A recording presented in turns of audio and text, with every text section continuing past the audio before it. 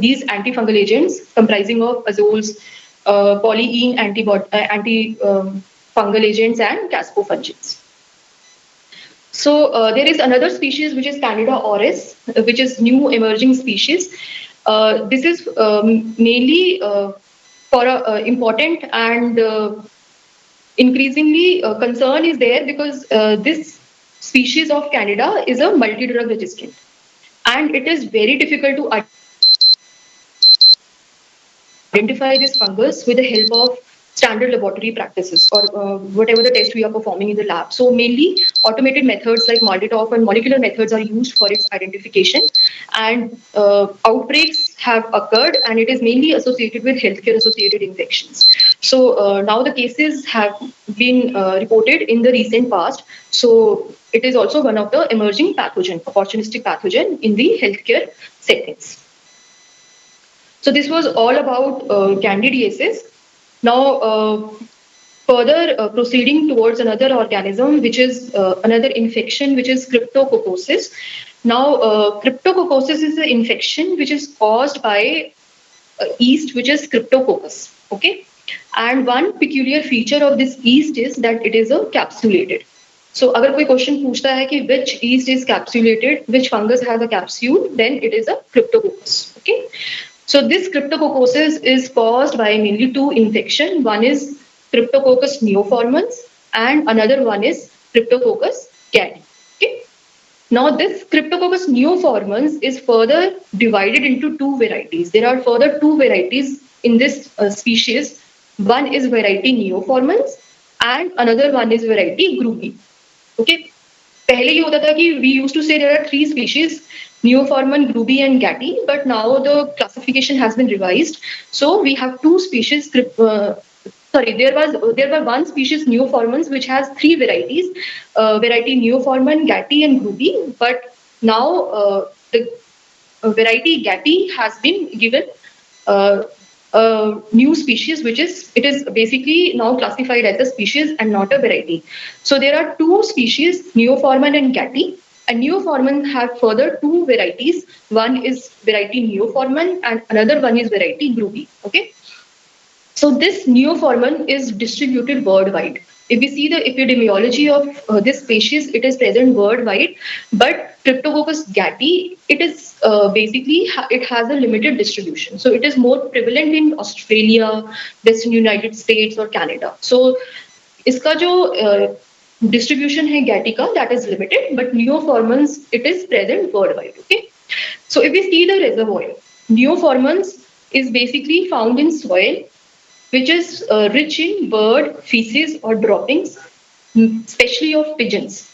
तो अगर कोई क्वेश्चन आता है कि pigeons dropping rich in soil से कौन सा फंगस infection reservoir है, तो it is Cryptococcus neoformans. Okay. Then Gattii का जो reservoir है, that is different. That is eucalyptus tree. Eucalyptus tree is the reservoir for Gattii. Okay. So neoformans reservoir is soil which is rich in bird droppings, mainly pigeons, and for Gattii it is the eucalyptus tree. Okay. So it is one of the common opportunistic infection in HIV patients, HIV infected patients. So it is second most common infection in AIDS patient after candidiasis. Okay. So if we see the morphology of Cryptococcus, it is yeast, but it is spherical. It has a prominent polysaccharide capsule. Okay, so it is on gram stain. It is a gram-positive organism, and capsule can be demonstrated by negative staining, mainly by India ink or nigrosin staining. So here in this picture, you can see these are the gram-positive spherical yeast, budding yeast cells, and here you can see the negative staining in which you can appreciate the capsules. So the size of capsule is almost twice the diameter of the yeast cells. So capsule demonstration is mainly by India ink or nigrosin staining in case of Cryptococcus. So if we see the antigenic classification of this organism, there are mainly 4 serotypes. So this antigenic classification is based on the polysaccharide antigen which is there. Okay, so the capsule में जो polysaccharide antigen है उसके basis पे we have done the serotyping and there are 4 serotypes. So serotype A जो है Cryptococcus neoformans variety Grubi. Okay, And serotype B, it belongs to Neoformans, variety Neoformans. Okay, whereas serotype B and C, they belong to this species, Cryptococcus gattii. Okay, so it is um, the antigenic classification which corresponds to the species of Cryptococcus. Uh, so if we see the pathogenesis, the infection is mainly by the inhalation of dust which contains either desiccated yeast cell or basidiospores.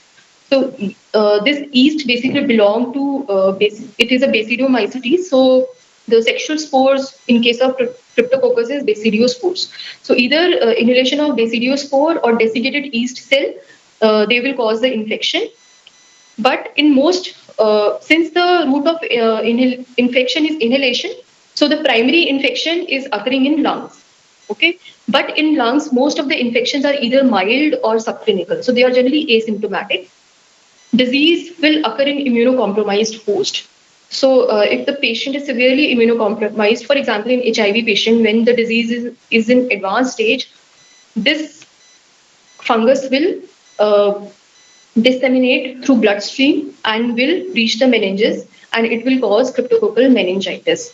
So this cryptococcal meningitis is again one of the AIDS defining illness. Okay, it is seen in stage 4. So non-pulmonary cryptococcal infections, that is cryptococcal meningitis, is again a AIDS defining illness. पहले जो मैंने बताया that was esophageal candidiasis. Okay. Then again, rarely this can disseminate to other organs such as skin, bone, lymph nodes, and other deep organs. Skin may either it can be primary infection or the secondary infection. Okay, but the most common infection which is caused by cryptococcus are basically these two: pulmonary cryptococcosis and cryptococcal meningitis in severely immunocompromised patients. So this organism will also be mentioned when you will be taught about respiratory fungal pulmonary infections as well as in fungal central nervous system infections. Okay. So if we see the laboratory diagnosis, specimen of choice will again depend upon the site of infection. In case of meningitis, you will take CSF, blood, or pulmonary sputum. Skin hai, so you can take skin biopsy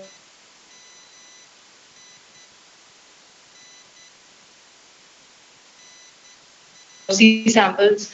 Then microscopy, direct microscopy will be done with the help of India Ink or nigrosin staining, in which you will demonstrate the capsule, where you will see the gram-positive spherical yeast cells. Culture, same वही culture medium use करना है SDA, and here you can see creamy pasty growth, just like Candida on the culture. Okay. Then there is another culture media which can be used for Cryptococcus, and that is Niger seed or bird seed agar, in which it gives brown colored colonies. Okay. So these are the culture media that can be used. There are other culture media also, but you just need to remember these two culture media. Then from the specimen like CSF and serum, we can also demonstrate capsular polysaccharide antigen directly by latex agglutination test. So latex agglutination test kits available in commercial by which we can demonstrate this polysaccharide antigen. It is a very rapid method, sensitive method, and helps in early diagnosis. Okay, so direct detection of antigen from the specimen can also be done. Then animal inoculation, it is generally not done now. It is obsolete, but you must remember that animal pathogenicity testing is done, used to be done in mice. Okay. Then other tests are there such as urease test. Cryptococcus, अगर हम biochemical देखें, Cryptococcus जो होता है that is urease positive. Okay. Then there is another enzyme which is phenoloxidase, which is produced by Cryptococcus.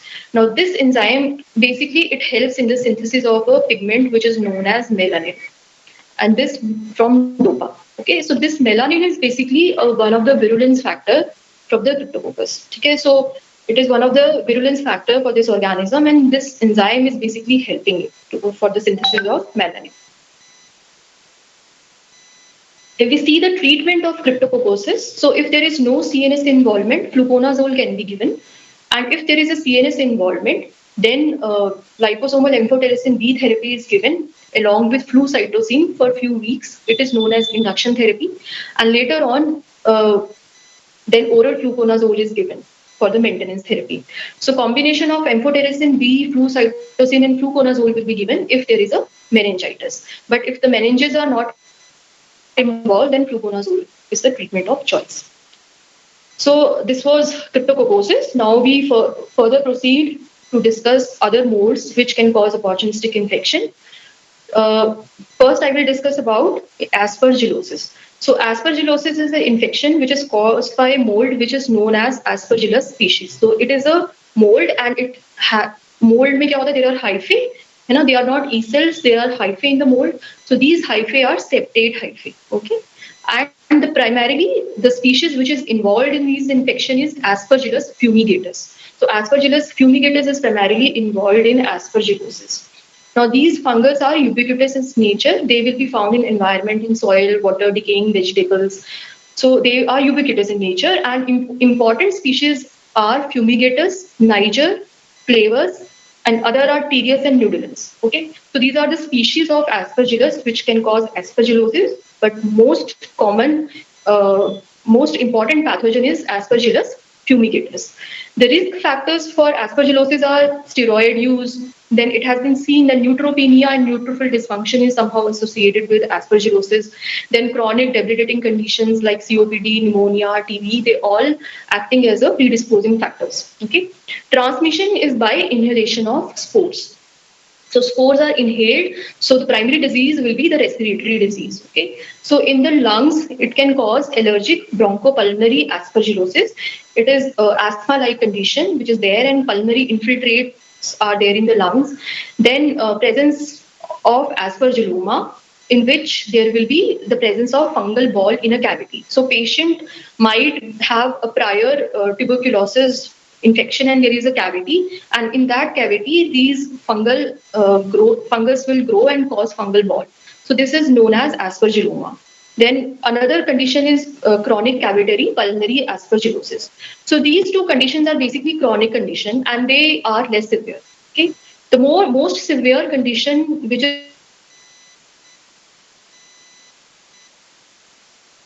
is associated with aspergillosis is acute invasive aspergillosis, in which the fungus will invade from lungs to further other organs such as brain, GI tract, kidney, heart. So acute invasive aspergillosis is the most severe and life-threatening condition. And there are certain other conditions which are chronic and less severe, such as aspergilloma, chronic cavitary pulmonary aspergillosis. Then these conditions, which is allergic bronchopulmonary aspergillosis, they are basically allergic manifestations. Okay. Similarly, sinusitis, which is occurring, is again allergic manifestation. Then it can also cause superficial infection in the cornea, in the ear, leading to mycotic keratitis and automycosis. So all these syndromes, severity, again I'm repeating, it will depend upon the degree of immunocompetence of the host. If the host is severely immunocompromised, then the chances of invasive aspergillosis are more. Okay. Coming to the laboratory diagnosis, again the specimen of choice will depend upon the site of infection. So, if the pulmonary infection is there, then again the sputum bronchoalveolar lavage will be taken, and some other, if the GI system or tissue is involved, then biopsy sample will be taken. Or nasal mucosa polyps are there in this, along with sinusitis, then biopsy sample can be taken. Then again, the first step you must remember, it is direct microscopy from the specimen itself. So we can perform KOH FET mount with the help of 10% KOH, or we can stain the biopsy specimen with HNE or PAS staining. Okay. Then we can perform culture. We will incubate it at 25 degrees Celsius. Please remember that for molds, the ideal temperature of incubation is 25 degrees. Okay. So we basically incubate them at 25 degree, and after a few days, growth will be there, and identification will be based on growth characteristic and morphology. Okay. So once there is a growth in culture, we will again do the microscopy to identify. So for that, we do the LPCB staining, which is lactophenol cotton blue staining, which is done after the culture. Okay. So we will identify the morphology and species. So then there are certain other supportive tests like antigen detection. There is one antigen, galactomannan antigen, which can be detected in sera as well as in urine, and it is specific for aspergillosis. Then there is another test, beta D glucan, as I told you in candidiasis also. So beta D glucan assays are generally performed, and they are the antigens which are generally raised in invasive invasive fungal infections. So they are the marker of invasive fungal infection. So when there is invasive aspergillosis, candidiasis, so the level of beta D glucan assay in serum increases. Okay. Then there are other tests like antibody detection that can be done in chronic invasive aspergillosis. Then if there is a allergic manifestations, then IgE levels will be raised. So IgE level can be detected. Also, there is eosinophilia also. When there is allergic asthma, then peripheral eosinophilia is also there. So we can also they detect eosinophilia. Then certain skin tests, which are basically hypersensitive response to the aspergillus antigen. So skin tests can also be performed. So these are supportive tests that can be done, but our diagnosis will mainly depend upon the microscopy culture, and in microscopy also, basically the histopathological examination of the biopsy specimen. Okay, because culture might not be helpful because these are the normal contaminants also. So direct demonstration of these organisms in the tissue itself is the most reliable method for the diagnosis. Okay. So one thing, when we perform H&E staining for these Aspergillus species, the one thing you should remember that these hyphae are arranged and there is a branching, and it is a acute angle branching. So this question is generally asked on H&E staining. Aspergillus will show acute angle branching, okay, whereas Mucor will show obtuse angle. So with the help of branching also and presence of septate hyphae, we can make our diagnosis. So this is a SDA tubes which are showing the growth of various species. So here you can see this first one is Aspergillus fumigatus. It has a smoky green, velvety, powdery colony. Then Niger, as the name suggests, it has a black colored colony. And then Flavus, it has a yellow-green colony. So with the help of colony morphology also, we can identify it. Then this is a picture showing, this is a diagrammatic representation, and this is showing the LPCB mount. Here you can see that there are the septate hyphae, and then there is a stem which is known as conidiophore, which will end into the vesicle, and then there is another structure which is phyllide, and from phyllide you can see various conidia are developing. Okay, so we can see the pattern of various species and identify them further. So Aspergillus fumigatus, you can see that this vesicle is basically conical in shape, and the conidia and phyllides are mainly present on the upper part of the vesicle. Okay, so fume की तरह है, fumigatus इस तरह से याद रखना है कि they are only present in the upper part, fume की तरह. So Aspergillus fumigatus. If we see the flavors में जो phyllides जो हैं उनकी दो rows भी हो सकते हैं, and it is covering whole of the vesicle. The vesicle is more of globular shape, and the whole surface of vesicle is covered. Okay, so it is Aspergillus flavus. Niger is similar almost to flavors, but it is black in color. Okay, so jo structures hain, they are generally black in color. So here you can see conidia and phyllides, they are black in color. Okay, so this is how morphologically we differentiate between these three important species of Aspergillus. So this is the picture showing lactophenol, cotton blue of preparation of these agents. Treatment is basically, you must remember that voriconazole, it is a azole, which is a drug of choice for invasive aspergillosis. Okay, and for other manifestation, which is the allergic manifestation, itraconazole is the drug of choice. So generally, azoles are the drug of choice for aspergillus infection or aspergillosis. So this was aspergillosis. Now the next fungus is zygomycosis or mucormycosis. Okay. Now these are the infections which are caused by aseptate fungi belonging to phylum Mucoromycota.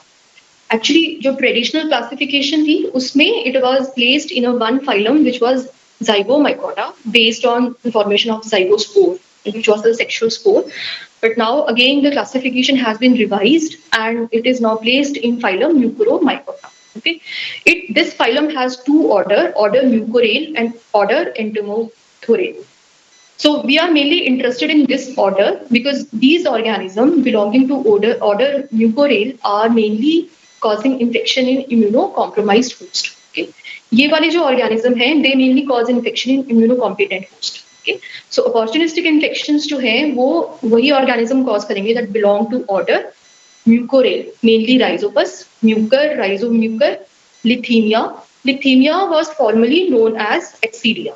Okay, and Apophysomyces. So these are the organisms that belong to phylum Mucoromycota and mainly involved in a condition known as mucormycosis. So mucormycosis is a serious life-threatening fungal infection which is mainly caused by these three main genera, Mucor, Rhizopus and Lithemia. These organisms are again ubiquitous. They are found in soil, manure, decaying vegetables.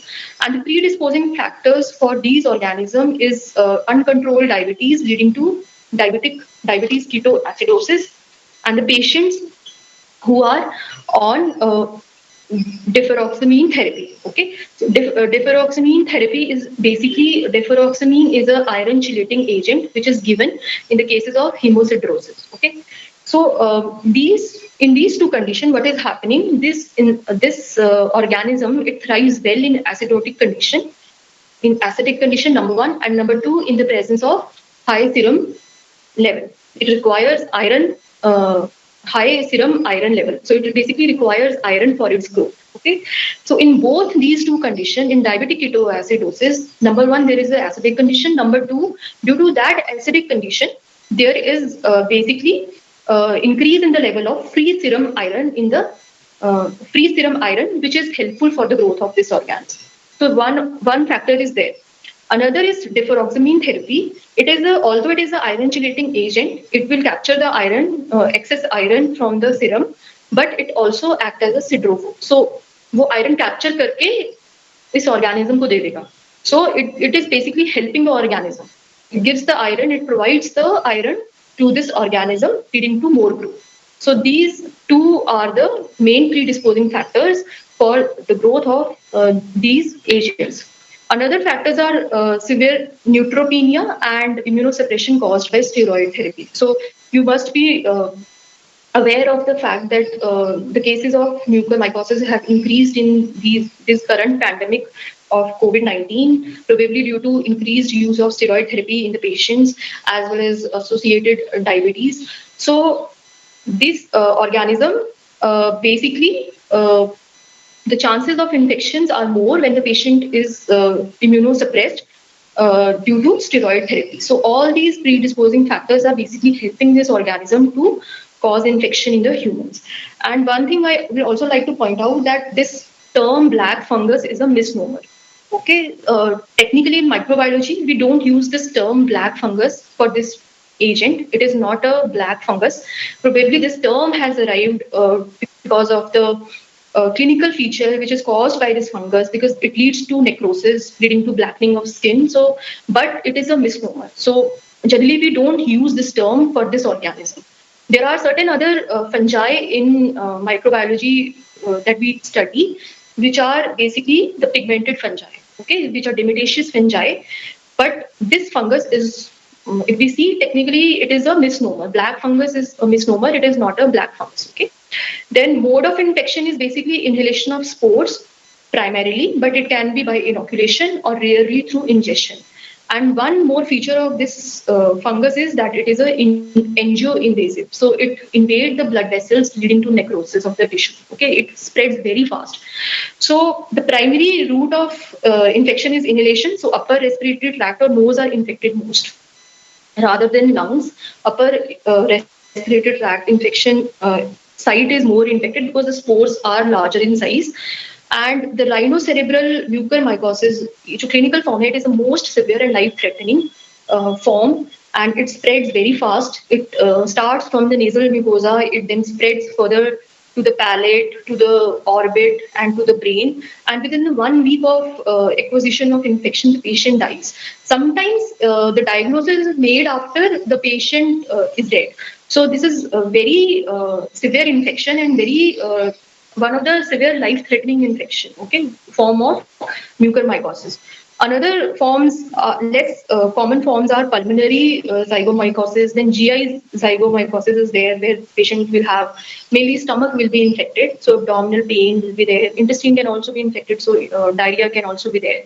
Then uh, rare forms are skin disseminated infection, eyes and ear infection. Okay, so these are the various clinical forms by which mucormycosis can present. So again, the laboratory diagnosis of this infection mainly depends upon the direct demonstration of this agent on in the specimen itself, preferably the histopathological examination. So culture is there, but the direct demonstration is there because this organism is ubiquitous in the environment. So culture may it can grow as a contaminant. So presence of this organism in biopsy tissue is a basically considered as a gold standard. So we can take sample depending upon the tissue or the site which is infected, and we can perform QH pet mount where we will see aseptate hyphae. So these organisms are aseptate, unlike aspergillus. And H&E staining can be performed on biopsy, where, as I told you, in aspergillosis there was acute angle branching, and in this it is more than 90 degree. It is obtuse angle branching in case of zygomycosis. Okay, and also the hyphae are aseptate and they are broader as compared to aspergillus. Okay, culture may SDA may we will see the growth, and typical salt and pepper growth is there in which the white and black colored cottony growth is there, woolly cottony growth, and it fills the whole tube. It touches the lid also. And the common term which is used for this type of growth is lid lifters, because it is assumed that if we grow them on petri dish, then they will lift the lid of the petri dish also. So this cottony, woolly, salt and pepper growth is there, and the common term which is used is lid lifter. Okay? So this is the LPCB preparation, and one another unique feature of these organism is present of rhizoid. These are the unique structures which are present there. Now, on the basis of the location of these rhizoid, we can differentiate between different species. So if these root-like structures are present on the same point where the sporangiospore is arising, we say it is a nodal rhizoid. And if the sporangiospore is arising between the two rhizoid, it means it is an internodal. And if the rhizoid are absent, then it is basically mucor. Okay, so rhizobus में जो rhizoid होगा, that will be nodal. Leuthemia or Absidia में it will be internodal, and mucor में जो rhizoid है, that will be absent. So अगर हम typical structure देखें, broad ribbon like hyphae होंगे, hyphae से there will be sporangiophore जो appear होएगा, it will end into columella, then a structure will be formed which is a sac-like structure, sporangium, and inside that sporangium various sporangiospore will be there. Okay, so spores will be present in the sporangium, and here you can see rhizoid. So this is a LPCB preparation of rhizobus. In this, the sporangiospore is arising from the same point where the rhizoid is situated. Okay, so this is a typical structure of different organisms belonging to order Mucorales.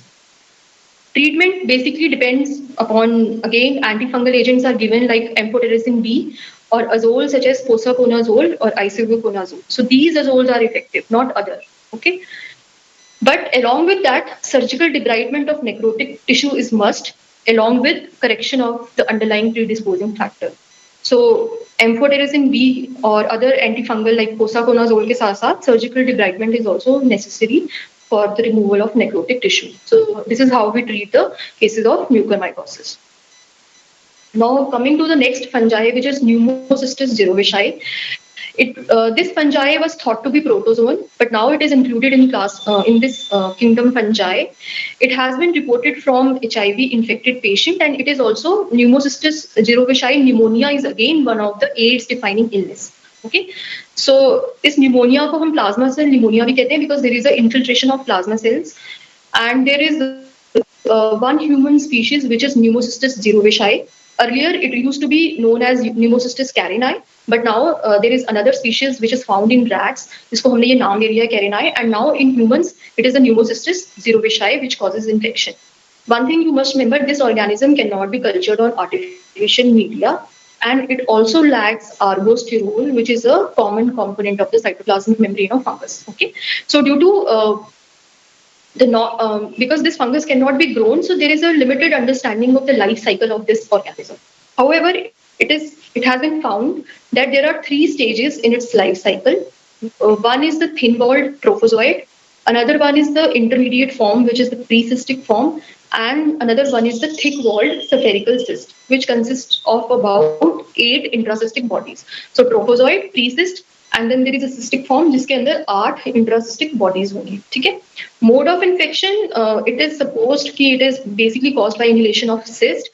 Reservoir, we do not know. It is, although it is a ubiquitous in nature, and almost every children in the world has anti-pneumocystis antibodies. Okay, so it is generally thought कि जो भी disease is occurring in HIV patient, it is perhaps the reactivation of the dormant cells which are already present in the lungs. Okay, so it is basically causing a pulmonary infection. As I told you, it is causing pneumonia. Patient will present with dyspnea, fever, non-productive cough, chest discomfort, and weight loss. So plasma cell pneumonia will be there. Specimen of choice will be BAL, which is bronchoalveolar lavage. Lung biopsy specimen can be taken, and sputum can be taken, but is not an ideal specimen. Direct demonstration of trophozoite and cyst is there by microscopy, for which we use special stains. One is GIMSA, another one is Gomery's methamine silver stain. So GIMSA is basically stain which will stain the intracystic body of the cyst. So GIMSA will stain basically the nuclear part. Okay, and methamine silver stain will stain the fungal cell wall of the cyst. Okay, then there are another stains also like toluidine blue O, which can also stain the intracystic part of the cyst. And we can also use fluorescent microscopy, and we can do the direct fluorescent antibody staining using monoclonal antibodies. So with the help of these fluorescent stains, we can demonstrate both cyst form as well as both trophozoite form. Okay, so cyst को हमने terms दी हैं. If we GMS में they look like pink ball appearance. In fluorescent monoclonal antibody staining, direct fluorescent staining, they look like honeycomb appearance. So these are basically MCQs questions. It cannot be cultured. So as I told you, and antigen detection can be done. Beta D glucan serum can be performed, and molecular methods PCR are available. Radiology में chest X-ray में there will be bilateral diffuse infiltrate. And on CT, there will be ground glass opacity. So they are typical of pneumocystis cerevisiae infection. So chest X-ray key findings, again, this is MCQ question. Bilateral diffuse infiltrate will be there with the ground glass opacity in CT scan. So this is how the laboratory diagnosis of pneumocystosis is done.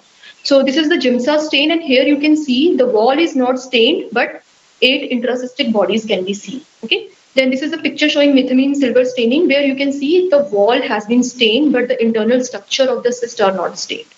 And this is an immunofluorescent stain, where you can see the honeycomb appearance. So these are the structures that can be seen with the help of direct microscopy. This is the X-ray picture showing pneumocystis pneumonia. Bilateral diffuse infiltrate is there. Okay. If we see the treatment part, the drug of choice for the pneumocystis pneumonia is not an antifungal, it is an antibiotic, which is trimethoprim sulfamethoxazole or cotrimoxazole. Since this fungus, it lacks ergosterol in its cell membrane. So most of the antifungal agents, they basically act on the mechanism which are associated with the synthesis or function of ergosterol. Okay, so it has been seen that these antifungal agents are not effective. Only this antibiotic, which is trimethoprim sulfamethoxazole, is effective, and it is a drug of choice, and it is also given for both primary and secondary prophylaxis in patients with HIV. In fact, with the use of these prophylaxis in HIV patients, the incidence of the infection caused by pneumocystis has decreased dramatically over last few years. Okay, because it has we basically start prophylaxis in HIV patient with trimethoprim sulfamethoxazole. So pneumocystis cerevisiae pneumonia is again one of the AIDS defining illness, but now the incidence is decreasing because we are using trimethoprim both primary and secondary prophylaxis in the HIV patients. So next fungus is penicilliosis. Penicilliosis is a term which is given to the infections which is caused by a group of fungus, that is Penicillium species. It is usually present in the environment and it is the most common laboratory contaminant. Rarely it causes human infection. अगर करेगा भी तो sometimes it can cause invasive, but most of the time it causes superficial infections, rarely deep infection. Laboratory diagnosis mainly depends upon microscopy and culture. So if we see on culture, it has again a green colored growth, which is very powdery. And here in the microscopically, you can see there is a typical brush border appearance. So अगर aspergillus से इसको confuse नहीं करना है, aspergillus में there was a vesicle. ठीक है, इसमें vesicle नहीं होता. ठीक है, so there is a septate hyphae, conidiophore, and then there are structure medullae. Medullae से phyllaids निकलेंगे and from phyllide there are conidia. तो bottle brush appearance आती है. So इसको हम brush border appearance भी कहते हैं, bottle brush, and this is the LPCB mount showing Penicillium species. Now there was one species of Penicillium which was previously classified under this genus Marniferae. It was previously known as Penicillium marniferae, but now the taxonomical classification has been revised. So separate genus has been given allotted to this organism. So it is now known as Talaromyces marniferae. Okay, पहले इसको Penicillium marniferae कहते थे, and it was also, the infection was also known as penicilliosis, but now it is Talaromyces marniferae, and the disease is known as Talaromycosis. Okay. Now, it is one of the most important opportunistic pathogen in HIV infected patients in endemic areas. ये जो organism है, this organism is endemic in certain areas such as Southeast Asia, China, and eastern part of India. Okay, so this organism is endemic in those areas, and it is the third most common opportunistic pathogen after candidiasis and cryptococcosis in HIV infected patients in those endemic areas. Okay, so I'm specifically saying endemic areas. वहाँ पे it is very common in HIV infected patient. Now the unique feature of this organism is that it is a thermally dimorphic organism. Okay, dimorphic organism का मतलब है which can present as, which has basically two kind of morphology depending upon the temperature. So at 25 degree it will be in mold form, and at 37 degree it will be in yeast form. Okay, so human body में it will be in the yeast form, as well as in the culture at 37 it will again in the yeast form, and in the 25 degree in the room temperature culture में it will be in the mold form. So mold form will not be present in the human tissues. Okay, so dimorphic fungi, there are other examples also that you will be told later. So this is one of the example of dimorphic fungi, which is Talaromyces marniferae, and this is only fungi which was dimorphic in previously in genus Penicillium. Okay, now it is Talaromyces marniferae. Reservoir is a rodent which is a bamboo rat. Okay, mode of infection is inhalation of conidia. No person to person transmission is there. Conidia inhale होता है. Primary site जो है lung है. Further, depending upon the degree of immunocompetence, multiple organ involvement can occur. Skin lesions can also occur, and watery lesions are there. Generally, it is seen. So laboratory diagnosis again depends upon microscopy and culture. Microscopy में we can take the biopsy specimen from the skin lesions, and we can perform certain stain such as Giemsa, Wright stain, and GMS stain, जो भी fungal stain है, we can perform that. Also on culture, we will incubate the growth at two different temperatures, one at 37 and one at 25 degrees. So at 37, yeast-like colonies will be there, and at 25, mold form will be there. With a peculiar feature is there is a presence of red diffusible pigment. So there will be presence of a red pigment which will diffuse in the media. Then there are other methods are also there, which is molecular method, that is PCR. So this is basically the direct microscopy structure in which we have stained it with the GMS staining. And here you can see the typical yeast cells of this Talaromyces marniferae. It has basically this septa in between. This transverse septa is there in a yeast cell में.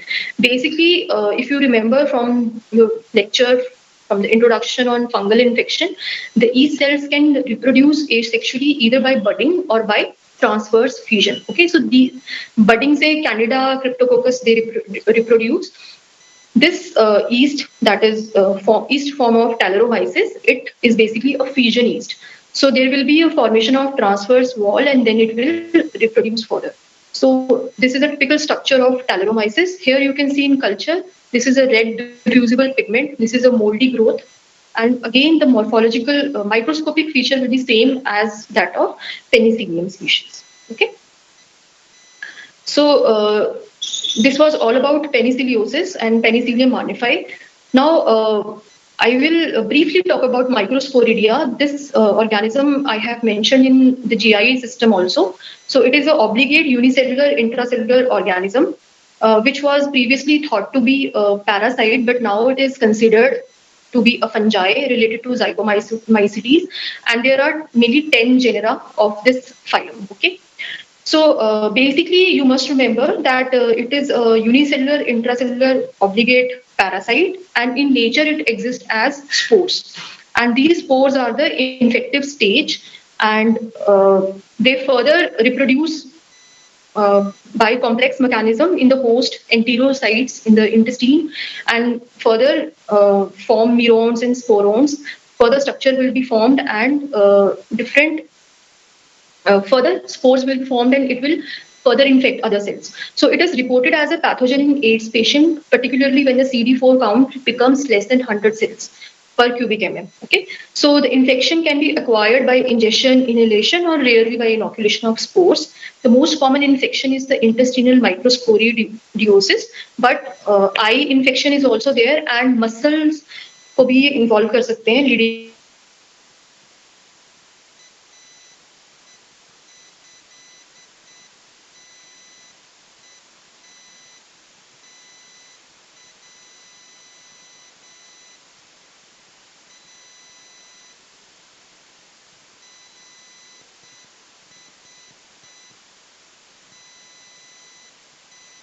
into myositis.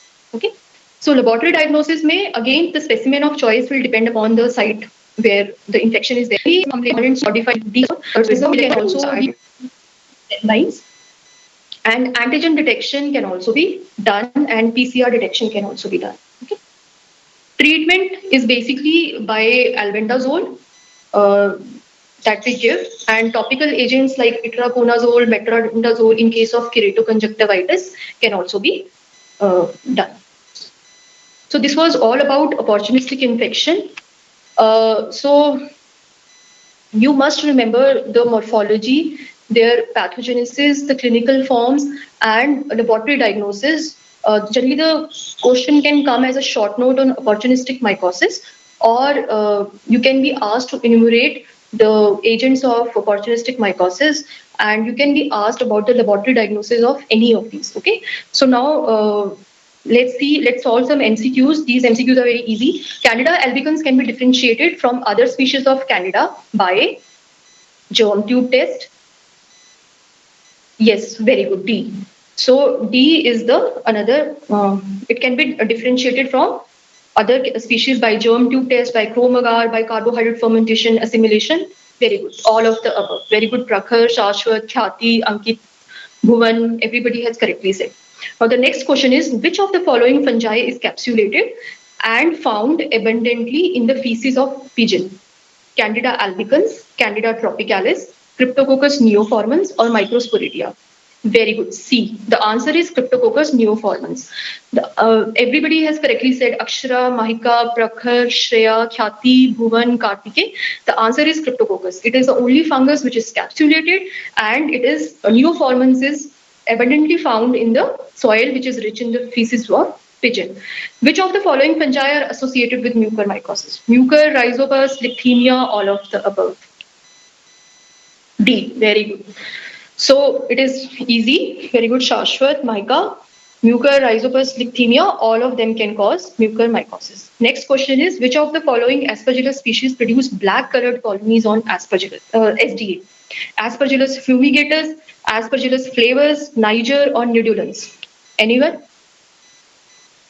Yes, very good. Again, Maika, Shashwat, Prakhar, Ankit, Vishwa, Khyati, Niger. नाम से ये black colored colonies, Aspergillus niger, will produce black colored colonies. Now the last question is, drug of choice for pneumocystis zerovicii pneumonia is cotrimoxazole, itraconazole, albendazole, or voriconazole? बताया था pneumocystis zerovicii में algosterol नहीं होता. Very good, Karthikeyan and Shashwat. So the trimethoprim and cotrimoxazole जो antibiotic है, it has been seen that it is effective. Generally जो anti fungal agents हैं, they are not effective against Pneumocystis jirovecii pneumonia because they lack ergosterol in the cell membrane. Okay, and cotrimoxazole is also given as a part of primary and secondary prophylaxis in HIV patients. Okay, and Pneumocystis jirovecii is a AIDS defining illness. So हमने देखा esophageal candidiasis, cryptococcal meningitis, Pneumocystis jirovecii pneumonia, ये three organisms, three infections जो हैं, they are one of the AIDS defining illnesses which can be seen in stage 4, है ना, in advanced age stage of AIDS. So this was all about opportunistic infection. I'll take the question, ma'am, on gram stain, can we differentiate true and pseudo hyphae, prakhar? Yes, sometimes we can differentiate. But what happened? True hyphae is generally present in molds. So colony characteristics से हमें पता चल जाता है कि this is a mold. So we do not perform gram stain, right? We will basically go for LPCB. But if the colony is like yeast-like, then we go for gram stain. And obviously, when we are suspecting it is a yeast-like growth, then pseudo hyphae can be seen on gram stain. But if you perform gram stain of true hyphae, then mold, then we can sometimes appreciate septa. Okay, but generally gram stain is not performed from mold. It is not recommended for molds. We basically perform LPCB preparation. But if we are collecting specimen and we are performing gram stain directly on the specimen, then sometimes we can appreciate. Okay. Okay, so Prasanna has asked, ma'am, can you please tell about serotype, serogroup, serovar? Acha, serotyping is basically ये जो term है, these are basically given when we classify any organism based on their antigens. Okay, so क्या होता है कि कुछ organism में either bacteria और fungi जो भी organism है, sometimes उनमें different kind of antigens हैं. कुछ antigens हैं जो कि group specific होते हैं, और कुछ मेरे बोलने का मतलब है कि there are certain species which